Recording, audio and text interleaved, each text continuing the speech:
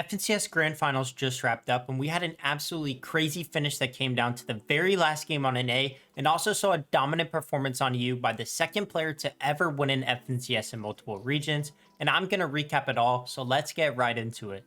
Starting off, I want to quickly go over the EU Grand Finals and all of the teams that qualified to the FNCS Global Championship from EU this season. EU was a bit of a one-team race most of the way, as Swizzy and Putrick absolutely dominated and won by over 150 points. Swizzy became just the second player to ever win FNCS on multiple regions, as he has now won an Asia FNCS and an FNCS on EU. The only other player to do this is Muzz, who is an OCE and NA East champion. EU, once again, just like last season, was lacking a competitive finish, but overall it wasn't that bad. It's always cool to see a team absolutely popping off and dominating. Coming in second place on EU was Trulex and Chico. They started day 2 in second place and pretty much stayed there the entire way up until the end. This is a duo that played in the FNCS Invitational last year and is now returning to the LAN stage once again for the Global Championship. Next in third place was Misha and Tinny, who had one of the craziest strategies of all time this FNCS. They would land a random building around the map, and basically their plan was to camp a building or loot routes and try to pick off a player for loot and surge.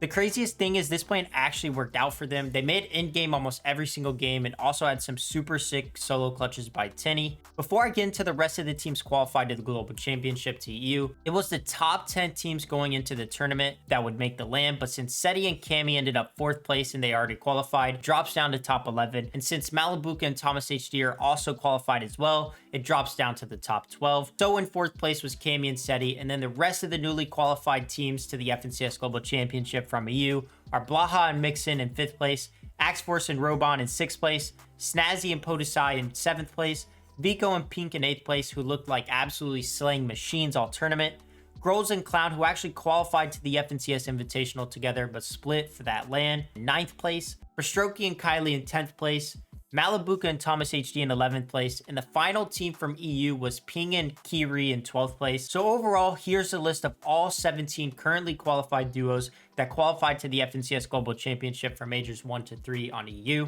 I'm going to have a full breakdown of every season on every region down in the description, so make sure to go down there and look for that.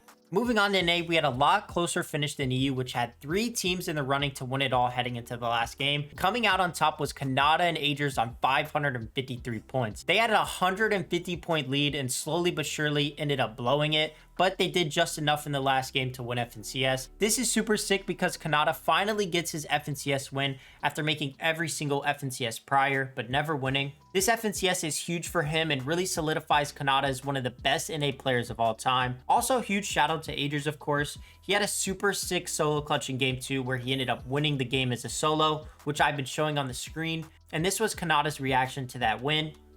Let's go! Agers! Oh my god! Agers! I love you! I fucking love you! Oh my god! Oh my god! The energy was there all tournament long, and another crazy thing was that Kanata streamed the entire tournament from start to finish and ended up winning. That is huge for him, and I'm super excited that he got another chance on Twitch because he is absolutely blowing up right now, and it's super exciting to watch, and he's honestly saving Fortnite from a streaming perspective. We've never really had a player do this well while streaming, and overall, NA Fortnite is just super exciting to watch right now with all the people streaming. Moving on to second place was Booga and Threats on 541 points.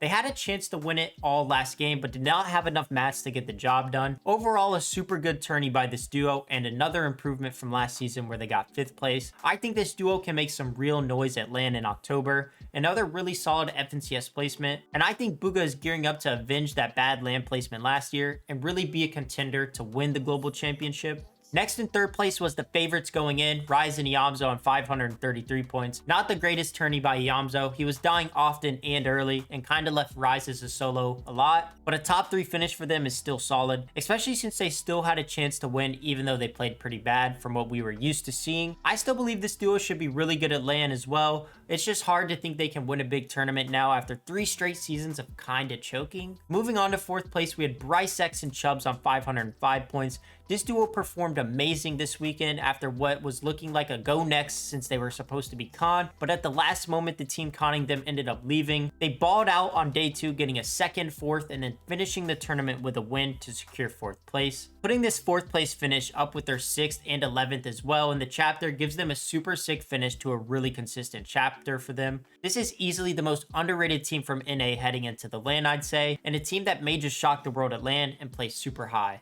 Lastly, rounding out the top 5 in 5th place was Pollo and Sphinx on 473 points.